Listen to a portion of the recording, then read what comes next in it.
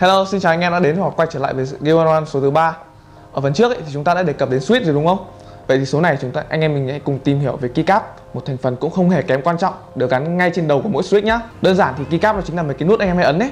Keycap thì có nhiều loại, từ chất liệu nhựa khác nhau cho đến cách in ký tự lên khác nhau.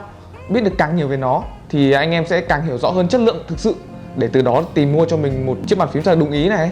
Và có thể anh em hiểu rõ hơn về cả kiểu dáng và mẫu mã nữa. Về chất liệu ấy, hầu hết thì keycap đều được sản xuất bằng phương pháp đúc khuôn. Phương pháp này thì được thực hiện bằng cách là nung chảy chất liệu nhựa này, sau đó bơm áp suất vào khuôn bằng thép rồi để nguội. Tùy vào chất liệu nhựa khác nhau mà thành phẩm sẽ co lại ít hay nhiều khi nguội hẳn. Đầu tiên thì chúng ta có loại nhựa phổ thông nhất, đó chính là ABS. ABS thì có tính đàn hồi khá là cao này và co lại ít nhất trong các loại nhựa trong khi đúc khuôn. Anh em có thể nhìn bằng mắt thường hoặc là sờ vào nó để có thể nhận biết được luôn. Đây mình sẽ cho anh xem. Đây là một dạng nhựa ABS này. Nhìn vào thì rất là đẹp do màu của nhựa lên rất là tươi và có thể pha được nhiều màu khác nhau, mà cảm giác sờ cũng khá là chắc chắn nữa. Ví dụ đơn giản thì anh em có biết đến gạch Lego không? Nó chính là ABS đấy. Keycap ABS thì khi gõ sẽ nghe tiếng trong trẻo khá là đanh ấy, kiểu tách tách. Hiện tại thì ABS đang là phổ thông nhất rồi, bởi vì là từ trong giới bàn phím cơ thì từ những con đắt tiền tới những con giá rẻ thì đều có sử dụng. Tuy nhiên thì bề mặt của ABS sẽ trở nên bóng và trơn sau một thời gian sử dụng nếu mà tay anh em ra nhiều mồ hôi, hoặc là màu thì lên tuy rất là đẹp nhưng lại dễ bị ngả vàng khi tiếp xúc với ánh nắng trực tiếp. Loại nhựa phổ thông tiếp theo chúng ta sẽ có là PBT.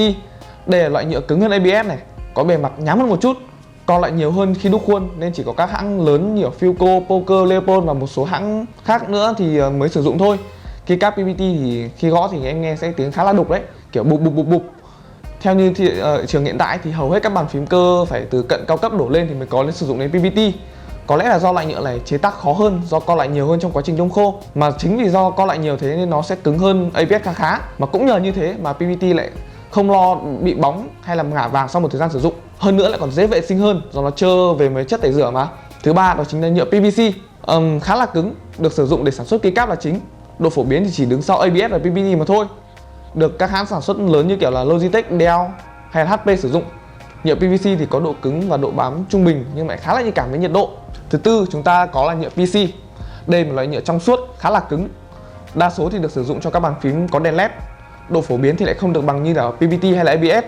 Nhựa PVC có thể được sản xuất riêng thành keycap hoặc là trộn với các chất liệu khác, ví dụ như là trộn với ABS để tạo thành ABS PC. Ưu điểm thì nó lại đẹp tương đương ABS mà lại không lo bị ngả vàng. Nhưng mà cũng không hiểu sao là loại này giờ cũng khá là hiếm trên thị trường rồi. Chắc chỉ có mấy ông chơi phím custom mới có thôi. Cuối cùng trong mấy loại nhựa để làm keycap thì chúng ta sẽ có nhựa POM. Nhựa POM có độ chống chịu rất đã này, chống chảy xước cực kỳ tốt, chống hóa chất tẩy rửa cũng cực kỳ tốt luôn. Nó được xếp vào hàng thực phẩm rồi, rất là tranh xả nên khá là ít nhà sản xuất chọn loại này để làm keycap cho mình. Chắc là chỉ có mấy ông hãng giàu, hãng xịn mới mang về làm thôi để cho nó độc thôi mà. Chính nhờ những cái đặc tính cực kỳ tốt của nó như thế nên nếu mà giá thành của nó sẽ khá là chát đấy. Không chỉ làm keycap bằng nhựa đâu, nhiều nghệ nhân làm keycap còn cho ra những loại keycap bằng kim loại độc nhất vô nhị nữa cơ. Kim loại sử dụng chủ yếu ở đây là nhôm và là kẽm. Kim loại thì tốn chi phí gia công hơn, nhưng bù lại thì thành phẩm đẹp và lung linh hơn rất là nhiều. Mà không chỉ in hình đủ thứ đâu, keycap còn có thể tạo ra được những hình khối nổi bật ra khỏi bề mặt, làm cho những bàn phím của anh em vừa độc vừa đẹp nữa cơ. Một phần lớn tiếp theo đó chính là các phương pháp đúc và in. Ký tự trên keycap thì cũng là một trong những yếu tố then chốt để quyết định chất lượng của một chiếc bàn phím cơ. Không cần biết là anh em sử dụng một chiếc bàn phím xịn đến đâu, đắt tiền đến như nào, nhưng chỉ cần một trong tất cả các phím của anh em bị mờ chữ đi thôi thì cảm giác nó chả khác gì một bàn phím rẻ tiền rồi đúng không? Tuy có nhiều loại nhựa nhưng mà đa số hiện nay thì đều sử dụng là PBT và ABS để tiện cho việc in ấn và khắc ký tự các kiểu. Đầu tiên thì chúng ta có là pad printing. Đây là một kỹ thuật in cơ bản nhưng cũng khá là phổ biến cho tất cả các loại bàn phím từ rẻ cho tới đắt tiền. Nhưng mà các hãng cũng có thể thay đổi một chút về công nghệ để cho tăng cường cái độ bền mà, làm cho các ký tự khó bị phai hơn. Nhưng mà cơ bản thì đây vẫn là lấy ký tự có sẵn, đặt lên phím rồi in thẳng lên đó, sau đó thêm một vài lớp bảo quản sau khi in. Cách gia công này thì cũng khá là đơn giản nên độ bền của loại này thì rất là kém. Dù có thay đổi đến mấy thì bản chất của nó vẫn là rất là dễ mờ. Thứ hai chúng ta sẽ có là die sub. Dễ hiểu thì đó chính là nhuộm keycap đó anh em. Mực in sẽ đi qua bề mặt của keycap khoảng 0,001 inch bằng cách sử dụng lực và nhiệt độ cao. Công nghệ này thì tương tự như kiểu là in hình lên ly sứ đó anh em. Ưu điểm của loại này là cực kỳ bền và rất là sắc nét. Nhưng mà cách gia công thì chỉ có thể thực hiện trên các loại nhựa mà bền với nhiệt, ví dụ như ở PBT chẳng hạn, nên giá cũng khá là cao. Thêm nữa thì die sub chỉ in được những ký tự màu tối và khó tạo được tương phản giữa các ký tự và keycap trên nền màu tối.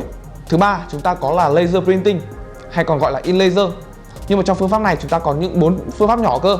Đầu tiên đó chính là forming. Tia laser sẽ tạo ra một lớp mỏng những bong bóng khí nhỏ li ti trên keycap để vẽ thành ký tự. Những bong bóng này sẽ có bề mặt rất là thô và rát nên rất dễ bám bụi và ngả màu nữa. Thứ hai đó chính là laser etching. Đơn giản thì tia laser sẽ đốt cháy phần nhựa ở một độ sâu vừa phải.